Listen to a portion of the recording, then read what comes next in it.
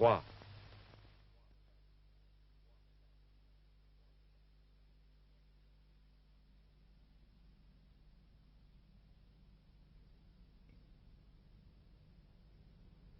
Depuis le début de cette campagne, je vous ai dit, au nom du Centre Progrès et Démocratie Moderne, que je vous dirai la vérité. Eh bien, la vérité, c'est que dimanche dernier, la majorité sortante a remporté une victoire certaine. Est-ce dû à ses mérites? Qui le croit? C'est dû au risque de subversion que les Français ont ressenti. Et le gouvernement et la majorité en ont même profité pour se dispenser de vous rendre compte de leur action pour le passé et de leur programme pour l'avenir. Mais enfin, le fait est là. Un autre fait, c'est que le Centre Progrès et Démocratie Moderne, présentant 272 candidats alors qu'il y a 480 circonscriptions, a augmenté ses voix. On avait voulu l'écraser, on n'y a pas réussi. Dès dimanche dernier, 2,5 millions d'électeurs ont compris la nécessité de ce centre. Et cette nécessité, elle est plus forte encore qu'hier. Nous étions, je crois, d'accord pour dire ensemble qu'il faut opérer le changement pour éviter l'aventure. Eh bien, dimanche dernier, vous avez écarté l'aventure, c'est fait. Dimanche prochain, vous allez provoquer le changement avec nous. Sinon, que se passerait-il? Eh bien, avec le chômage, les entreprises en difficulté, la hausse des prix, les familles dans l'angoisse, une agriculture oubliée, des universités bouillonnantes, il y aurait dans 6 mois, je le crains, une nouvelle explosion. Oui, que se passerait-il si la même majorité revenait plus nombreuse et plus inconditionnelle encore? Ou bien il n'y aurait pas de changement, car enfin, à 4 jours du scrutin, vous ne connaissez toujours pas son programme. Ou bien il y aurait n'importe quel changement, car vous le savez, elle est habituée à obéir sans discuter.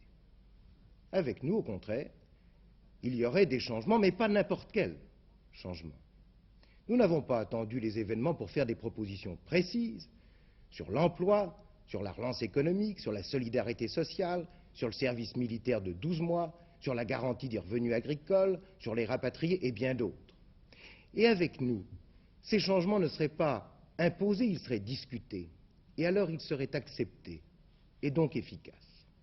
C'est pour cela que dimanche, vous voterez pour les candidats du Centre Progrès et Démocratie Moderne. Oui, c'est ce que vous ferez. Et nous, que ferons-nous? On parle de majorité élargie sans d'ailleurs qu'il y ait pour autant de politique définie. Nous voulons une majorité différente pour une politique nouvelle. Il ne s'agit pas pour nous d'entrer dans n'importe quelle majorité que ce soit, les yeux fermés, sans en connaître auparavant, au préalable, les objectifs et les méthodes. On ne fait pas de la politique comme on va au cinéma, sans savoir comment l'histoire va se dérouler. Ce qui importe pour nous, ce n'est pas de savoir avec qui, c'est pourquoi faire. Or à cela, il n'a pas encore été répondu. Il faut donc pour demain un contrepoids, une force de proposition et de contrôle. Quand la France se réveille, le Parlement ne doit pas se coucher. Sous la 4e République, le Parlement était abusif et sous la 5e, il a été oublié.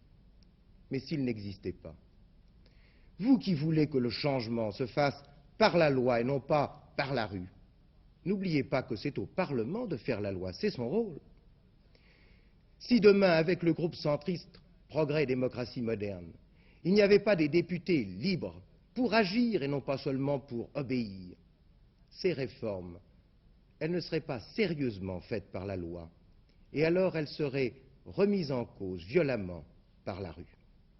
Et nul ne sait quel drame, quel déchirement il en résulterait pour notre pays.